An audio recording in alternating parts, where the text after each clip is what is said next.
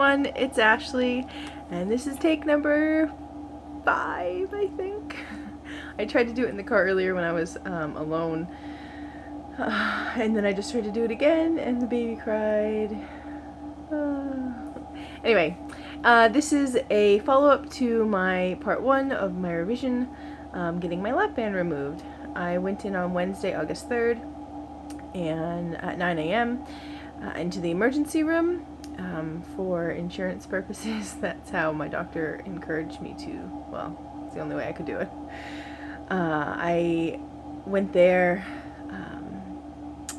In the emergency room, I had a urine test, a chest x-ray, and an EKG. I don't remember how long we spent there.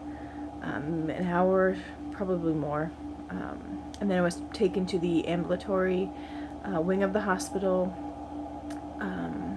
I met the anesthesiologist, like assistant, and another nurse that was going to be in the OR. I was also given a shot of heparin in my abdomen. Then my surgery is scheduled for 1 p.m. I definitely went in a little bit early, not a ton early, but maybe half hour, 15 minutes early. I was talking to the surgeon beforehand. Oh yeah, I also missed the surgeon beforehand, obviously. And I told him, because he's an actual surgeon I've been talking to, he's just in the practice, and informed him that I had a plication. And so he then informed me that the lap band removal itself usually takes a half an hour, and then whatever extra time they needed for taking out the plication and whatnot. He didn't know obviously how it was done because he did not do it, and how it would look. So in the end, it actually did take only the half an hour, which was great. I must have been out by 1:30, I don't know. Then I went into recovery. In recovery, my abdomen was fine. I had to keep holding it because I kept coughing.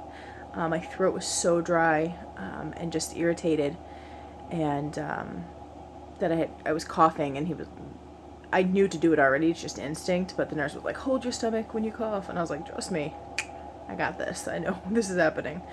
So there was that, and then I did get some ice chips, and that seemed to help a heck of a lot.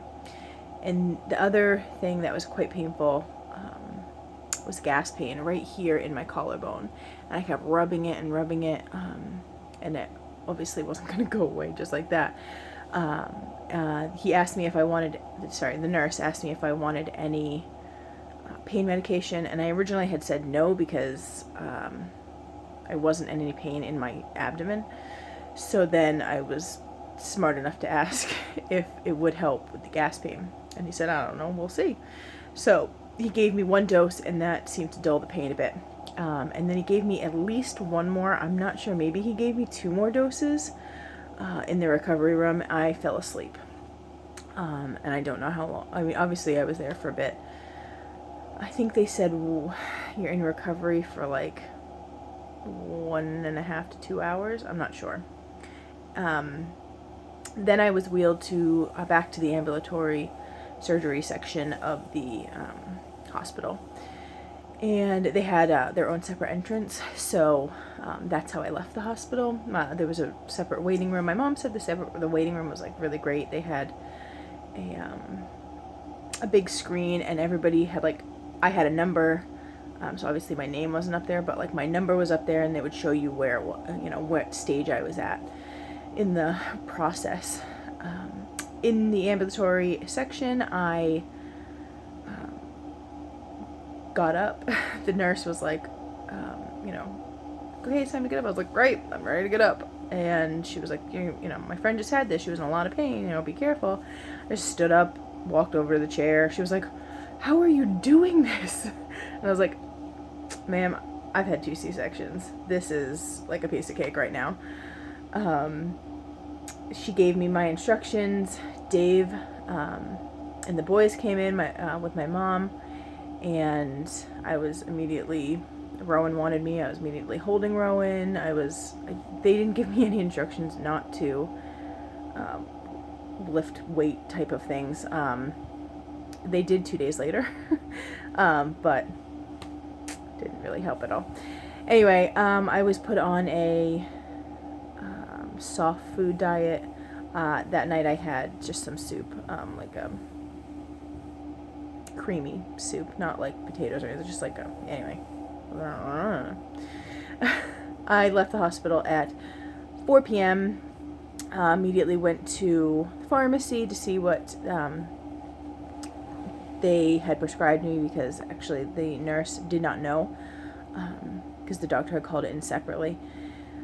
And it turns out they had prescribed me Percocet, and Percocet is not breastfeeding friendly, so we did fill his prescription. I do have it, but I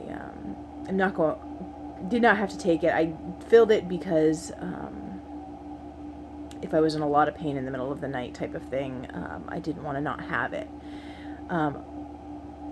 But I've gotten away with just taking extra strength Tylenol. So that's about it. The next day I was back at Vacation Bible School helping the kids. Friday I actually got really sick. It's like super TMI, but I felt like I had to use the bathroom, like my stomach was churning, and then I would go into the bathroom and just nothing would happen. And as I'm in the bathroom, I'm like, when is the last time I used the bathroom? Like, I haven't, it was Friday, and I definitely hadn't since at least Wednesday. Like, I was like, oh my gosh, I haven't gone to the bathroom in days, and my body hates me. I eventually felt better after finally using the facilities. And then it's been fine then since. The incision that has my port in it, obviously, is the most sensitive, because that's the biggest one and whatnot, but it does not stop my kids from hitting it. That's basically it. Now that I've had this done so early in the month, I can technically have my next surgery at the beginning of October, but we're looking more towards, because of my husband's schedule, the middle of October, maybe the beginning of November. It just depends on the surgeon and who's going to do it. If the same guy is going to do the surgery, I don't know why the doctor I had been seeing at that hospital did not do it. The surgeon who did do it was, he's only there once a month. So I don't know why he had to do it. Maybe it was for insurance. But if he's the only one that can do it, that means that the earliest I can do it is the beginning of November. So I go on Thursday for a follow-up appointment / my last weight check, which I'm kind of nervous about. Like, yeah, they're like, don't gain weight. And now I can eat semi-normally. I still feel really full on a lot less food than before I hit the band. And I really hope that stays, because I don't want to binge eat all the time. Excuse me. What am I trying to say? I still have pulmonology appointment. That's on Tuesday. Sorry, we have a lot of appointments and library programs and everything. And swimming lessons. My life is very busy. And then I still have to make the cardiologist appointment, because I called one cardiologist and she got into my head about I can't see the cardiologist until I've done the pre-op testing, which is not true, because it's just not true. Anyway, she got into my head, and so for like 2 weeks I've been putting off calling another doctor, but that's happening tomorrow. And I just did the sleep study, so that's done. I found, I just remembered I have to cancel an appointment. I found a primary care physician, so that's done. Oh, and I need to do the nutritionist and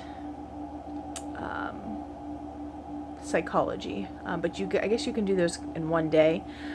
During the surgery, they did my endoscopy, which I'm assuming they'll count as the official endoscopy. Speaking of which, last side note, I now have heartburn the past couple days. I don't know what it is. I'm sorry, my eye is itching. I've literally had heartburn like once in my life. So, I hope that's not going to stay. But I got some, I was really looking for a papaya enzyme. That's like a natural heartburn remedy, but they didn't have it. I guess I'll have to go to like a store that's better than where I went. But I just got some over-the-counter antacid type things. So that's it. 11 minutes of me talking about one day of surgery. I'll see you soon. Bye.